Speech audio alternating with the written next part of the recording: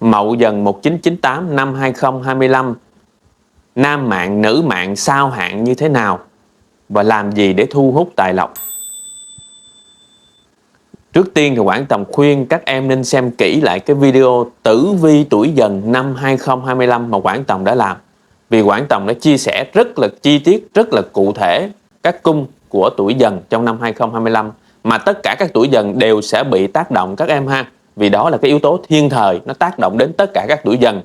Còn hôm nay chúng ta sẽ đi chi tiết vào trong cái sao hạn để xem thêm tuổi Mậu Dần của chúng ta nó gặp thêm cái trường hợp gì nữa.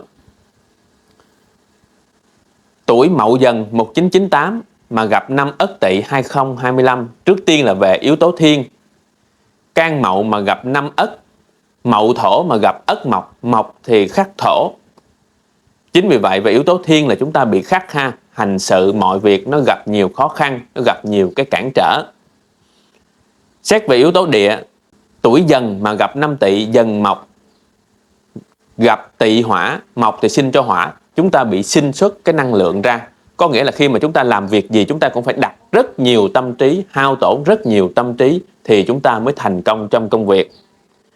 Xét về ngũ hành nạp âm thì Ất Tỵ có ngũ hành là phúc đăng hỏa, mà Mậu Dần của chúng ta là thành đầu thổ, hỏa thì sinh ngược lại cho thổ. Như vậy là yếu tố thiên địa của chúng ta không thuận, nhưng yếu tố nhân là chúng ta nhận được. Vậy là trong hung có cát và trong cát có hung các em ha. Năm 2025 Ất Tỵ này thì tuổi Dần của chúng ta là bị hại thái tuế. Bị hại thái tuế thì công việc tốt có và xấu cũng có. Cho nên chúng ta phạm thái tuế thì chúng ta cũng nên an vị cái bài vị thái tuế như thế này ở trong nhà để cầu an, cầu tài lộc, cầu may mắn trong năm 2025.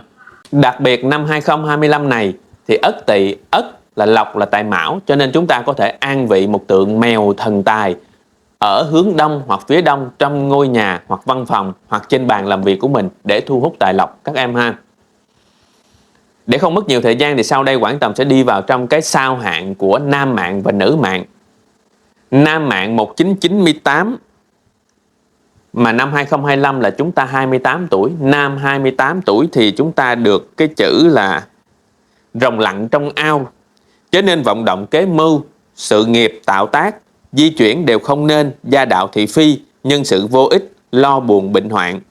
Đối với cái câu này tức là khuyên chúng ta chớ nên vọng động, mà chúng ta hãy cố gắng giữ cái sự ổn định. Chúng ta làm gì nó cũng phải nằm trong cái tầm kiểm soát, nằm trong cái tầm tay của mình. Chúng ta phải nhẫn nại thì nó mới được thuận lợi cho chúng ta trong cái năm 2025 này. Và tuổi Mậu Dần nam mạng là chúng ta gặp sao là sao La Hầu và hạn là hạn Tam Kheo ha. Hạn Tam Kheo thì đặc biệt chúng ta chú ý về sức khỏe và đặc biệt là xương khớp. Đối với cái ngôi sao La Hầu này thì như thế nào? Ngôi sao La Hầu đặc biệt chúng ta cần phải lưu ý trong cái tháng Giêng và tháng 7 là cần phải cẩn thận trong mọi việc. Và nếu chúng ta cúng sao thì chúng ta cúng vào ngày mùng 8 hàng tháng. Sao La Hầu nó là một cái ngôi sao xấu ha, một ngôi sao hung tợn ha. La Hầu sao ấy nặng thay, tháng Giêng tháng 7 kỵ ngay chẳng hiền, đó, thấy chưa? Sao La Hầu thường bị ảnh hưởng vào tháng Giêng tháng 7, nên hai tháng này cần phải dè dặt trong nhiều việc. Sao La Hầu là một ngôi sao chủ về cái sự trói buộc, buồn rầu, thưa kiện, tăng sự và tai nạn xe cộ, chỉ thuận lợi cho việc thay đổi công ăn việc làm. Có nghĩa là mặc dù nó có khó khăn nhưng mà việc thay đổi việc làm thì nó vẫn tốt cho các em ha. Đối với lại sao La Hầu thì chúng ta nên hạn chế mặc y phục màu đen và không nên đi sông đi biển. Sao La Hầu là thuộc về hành mộc mà chúng ta là thuộc về hành thổ. Mộc thì nó khắc thổ, vì vậy mưu sự mà vất vả và mệt trí, công danh trắc trở, tiền bạc kém. Cho nên đối với lại nam Mậu Dần thì chúng ta cần phải lưu ý ha.